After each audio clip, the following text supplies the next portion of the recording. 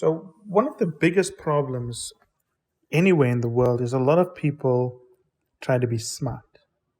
They want to say something insightful, they want to capture the attention of clients and their team members by being the smartest person in the room, having new ideas, having new insights. And that works up to a certain point. For junior people, it works very well because they measure their insights.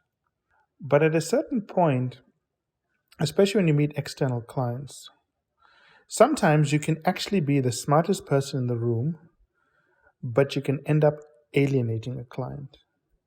You can end up making a client feel bad.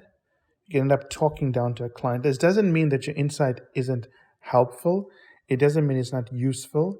It doesn't mean the client doesn't respect you, but you've put your insight forward, but the client doesn't want to work with you. And I've seen it many times when I worked with academics, guys who were professors. Sometimes we'd bring them in on projects, and they would tell the client something extremely useful that the client would benefit from if they implemented it. But there's a reason that client didn't want to work with that academic.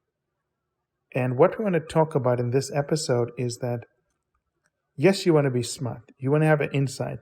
But what is that thing that you have to be able to do with the client and your colleagues and your team members so that they work with you? And why is working with you is important? Because if you can get people to work with you, your career moves forward. So this is about how do you use being insightful to move your career forward versus being insightful where you're being called arrogant.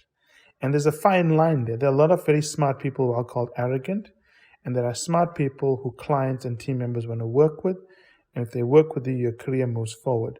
So in the episode we're going to cover tomorrow, we're going to talk about this distinction and how you can actually follow a set of rules whereby you are smart, insightful, but you don't alienate clients and they work with you to progress your career.